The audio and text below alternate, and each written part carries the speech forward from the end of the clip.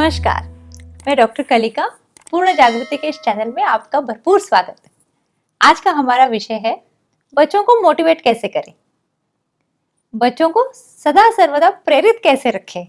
बड़ी चिंता है ये सारे माता पिताओं को। मुझे लगता है हमारे बच्चे हमेशा वो एक बैटरी का खिलौना होता है ना, जिसे चाबी देके देते हैं तो वो चलता है, तो नॉन स्टॉप हमारे बच्चे चलते रहे तो ये उत्साह भरपूर होता है। और एक लगता है कि दुनिया में अगर हमारा बच्चा मोटिवेटेड नहीं है तो कुछ नहीं होगा उसका, ये चिंता भी उन्हें सताती है।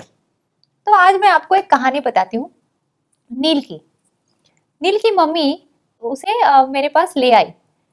नील एक छोटा बच्चा 8 साल का। नील जब क्लिनिक में आया तो मेरी ओर देखा और एकदम गाल फुला के बैठ गया। तो उसे पसंद नहीं आ रहा था कि उसकी मम्मी उसे कहीं पे ले आई है। और उसके सामने ही उसके मम्मी ने बोलना शुरू कर दिया, देखिए ये कुछ पढ़ाई नहीं करता, ये खेलने के लिए बाहर नहीं जाता, और मैं जो भी कहती हूँ ये बिल्कुल नहीं करता, अब इसका कैसे होगा। तो चिंता ही चिंता थी मम्मी के स्वर में। तो मैंने कहा अच्छा, बहुत सारी प्रॉब्लम्स हैं, तो एक बार मैं नील से बात कर लेती हूँ, आप थोड़ा सा घूम फिर के आ जाइए। तो वो निकल गई और मेरे सामने ये प्यारा सा नील बैठा हुआ था। तो मैंने पूछा, अच्छा आप बताइए हमें कि आप क्या चाहते हो। उसने कहा, मैं तो पहले यहाँ से बाहर जाना चाहता हूँ, मुझे खेलना है बाहर जाके। हमारे अपार्टमेंट में आज सारे बच्चे, क्योंकि सैटरडे था तो सारे बच्चों को छुट्टी थी और उनका कुछ प्लान था और मम्मी उसे यहाँ मेरे यहाँ ले आई थी। तो मैंने कहा हाँ, खेलना तो बहुत ज़रूरी है। तो आपकी मम्मी कहती है आप कुछ नहीं करते हो, पढ़ाई नहीं करते हो। तो उसने कहा, मैं क्यों करूं जो वो चाहती है। यही सवाल मैं आज आपसे करने वाली हूँ। हम जो चाहते हैं वैसा बच्चे क्यों करें। कभी पूछा है आपने आपसे? हर बार हम बच्चों को कहते हैं आप ये करो, आप वो करो, ये ना करो, वो ना करो। किसी एक मुद्दे पे आके बच्चा फिर पूछता है कि मैं ये सब क्यों करूं। तो इसके अंदर एक दूसरा सवाल है, ये जिंदगी मेरी है या आपकी है। मैं आपकी सपने जीऊं या अपनी जिंदगी जीऊं।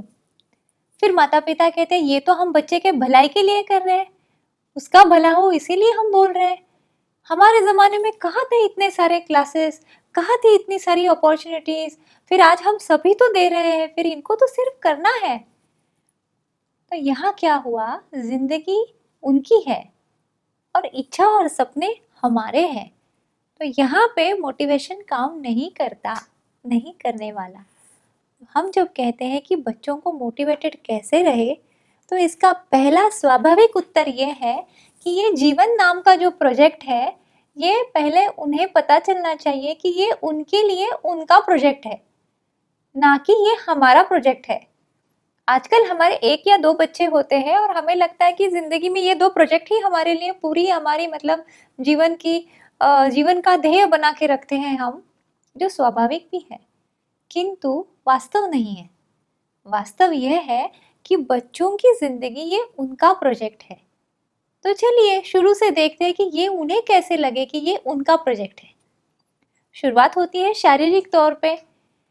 तो हमें उन्हें ये सिखाना है अच्छा खाना क्या होता है, एक्सरसाइज क्या होती है, खेलना क्या होता है।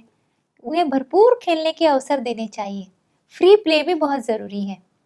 फिर दूसरी बात है कि बाहर का खाना, जंक फूड, इससे अच्छा है कि उन्हें घर का खाना पसंद आए। घर का खाना तभी पसंद आएगा जब उसमें हम वही स्वाद, वही आनंद ले आते हैं। तो वो तब आएगा जब ये घर पे सब मिला के मिलकर बनाते हैं। तो ऐसा ना हो कि बेचारी मम्मी पूरे हफ्ते ऑफिस जाती है, फिर सैटरडे संडे वही अकेले कुछ ना कुछ बनाती रहती है।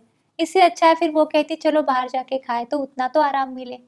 ये समझ के हमें सबको मिलके अगर घर में कुछ बनाना है तो उसके लिए भी अच्छा है, हमारे लिए भी अच्छा है, बच्चों के लिए भी अच्छा है। तो home food can become a celebration.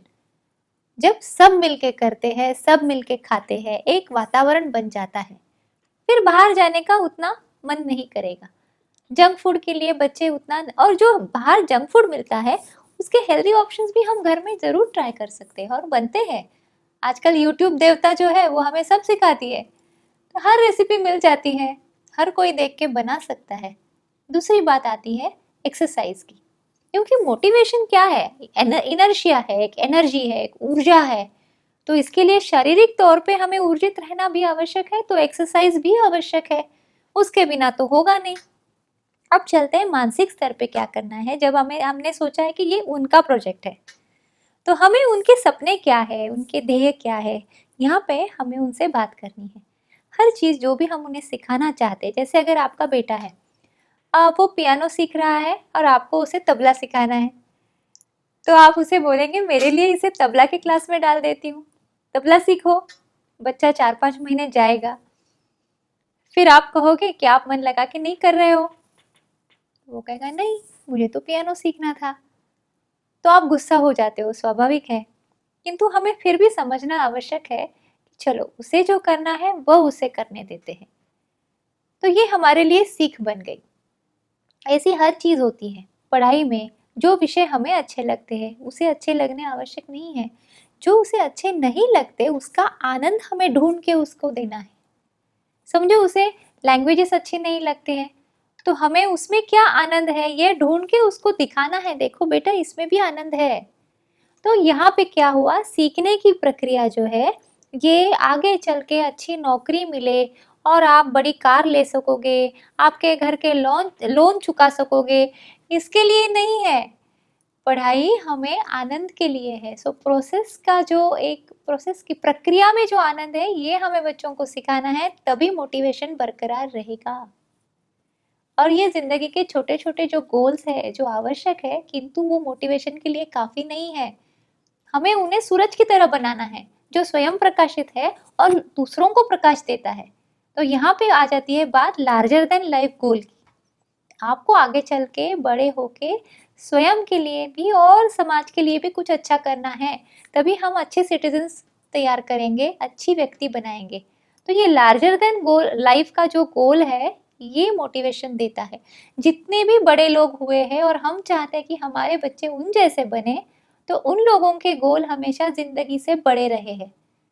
उनके गोल अगर यही होते कि तुम्हें कुछ करना है, डॉक्टर बनना है, इंजीनियर बनना है, फिर नौकरी करना है या बिजनेस करना है, फिर शादी करना है, 2 बच्चों को जन्म देना है, फिर उनको सिखाना है, अगर यही गोल होते तो वो बड़े लोग नहीं बनते। तो ये हमें बात समझनी होगी। एक तो मैंने कहा प्रोजेक्ट बच्चों का होना चाहिए क्योंकि उनकी लाइफ है। दूसरे उनके गोल्स में लार्जर देन लाइफ वाला एलिमेंट हमें ऐड करना है। तीसरी बात है कि इन सब में हमें भी कूदना है। ऐसा ना हो कि हम नदी के किनारे खड़े हैं, बच्चों को पानी में छोड़ दिया है और बोलो तैरो। ऐसे नहीं, ऐसे तैरते हैं, ये वाला हाथ उठाओ, ऐसे तैरो।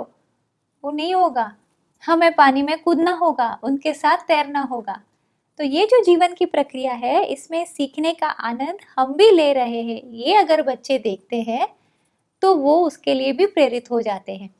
इस उम्र में आके हमें भी लगता है कि हाँ ये सीखना रह गया, ये करना रह गया, तो हम भी अगर अपने स्केड्यूल में से छोटे सा समय भी क्यों ना निकाले, ज़रूरी नहीं है बहुत समय निकाले, एक नई सी किताब पढ़ ली, कुछ नया सुन लिया, उसके बारे में चर्चा की, उतना भी काफ़ी है।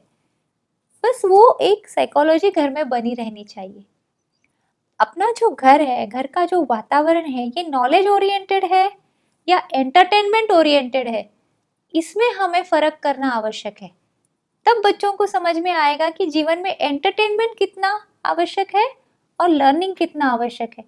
ये तो वो वाली बात हुई ना कि खाना परोसा है आपने, फिर कोई बच्चा कहता है कि मैं चपाती तो अचार के साथ ही खाऊंगा, ये हुई एंटरटेनमेंट ओरिएंटेशन। फिर आप कहोगे नहीं, चपाती के साथ सब्जी भी खाना है, सलाद भी खाना है, फिर आपको थोड़ा एक पापड़ और थोड़ा सा अचार भी मिलेगा, तब जाके बैलेंस डाइट होती है। तो ये मन की डाइट भी तो वैसी है। तो ये हमारे घर का ओरिएंटेशन किस तरफ है, सोशलाइजेशन का कहीं बहुत ज़्यादा तो हम समय नहीं उसमें जा रहा है, एंटरटेनमेंट तो बहुत समय नहीं जा रहा है, ये हमें देखना ज़रूरी है। और अगर बिल्कुल ही सोशलाइजेशन नहीं है तो थोड़ा बनाना भी आवश्यक है। तो सबका हमें एक समतोल रखना है, एक बैलेंस रखना है। अब जाके बात आती है जहाँ पे बच्चों की सेल्फ इमेज बनानी आवश्यक होती है। मतलब छोटे बच्चों के जब हस्ताक्षर खराब होते हैं तो हम उन्हें बोल सकते हैं कि देखिए ये हस्ताक्षर जो है ना, ये आप जितना सुंदर नहीं है, आप कितने सुंदर हो, प्यारे हो, तो फिर वो बच्चा समझ जाता है कि नहीं नहीं, मेरे जैसे मुझ जैसे मुझे निकालना है। तो वो वहाँ पे उसकी इमेज बन जाती है कि जो काम मैं करती हूँ वो अच्छा होना चाहिए। तो ये बात बहुत जगह पे फिर वो इम्प्लाई हो जाती है, लागू पड़ जाती है। तो ये एक सेल्फ इमेज है। दूसरी सेल्फ इमेज ये होती है कि आप स्ट्रांग हो, कुछ भी परिस्थिति क्यों ना आए, आप कहो 4 लोगों से मेरा बेटा स्ट्रांग है, मेरी बेटी स्ट्रांग है, वो डगमगने वाली नहीं है, वो हर चीज़ का कुछ ना कुछ सॉल्यूशन निकालती है, उपाय निकालती है। तो बच्चा समझ जाता है कि हाँ, मैं वैसा हूँ।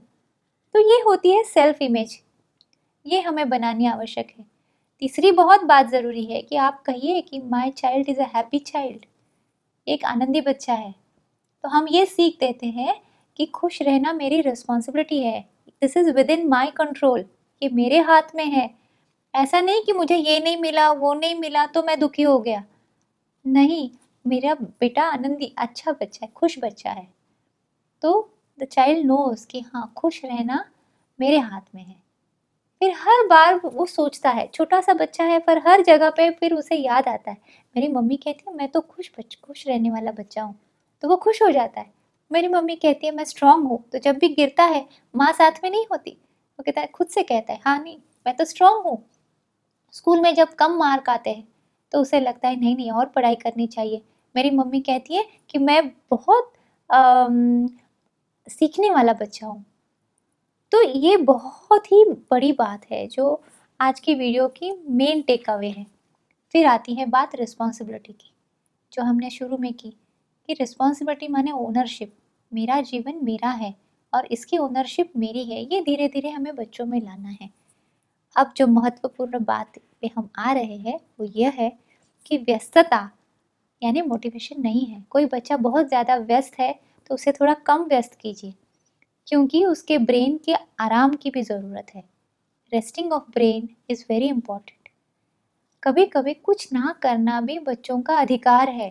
कुछ टाइम टेबल नहीं है, कुछ रूटीन नहीं है, कुछ नहीं है, बस आराम कर रहे हैं तो वो ब्रेन डेवलपमेंट होती है उस टाइम पे। तो दिन में थोड़ा समय बच्चों को छोड़ दीजिए, जो करना है वो करने दीजिए मोबाइल छोड़ के। तो क्या होगा, ब्रेन को थोड़ा आराम मिलेगा, उसमें क्रिएटिविटी पनपेगी, कुछ अच्छे सोचेंगे, विचार करेंगे, डिसीजंस लेंगे, फिर बच्चे मोटिवेटेड रहेंगे। तो ये आज के लिए बात इतनी ही। आप खुश रहिए, सोचिए, कुछ अगर आपके अलग विचार है तो कमेंट्स में लिखिए, हम आगे फिर चर्चा करेंगे।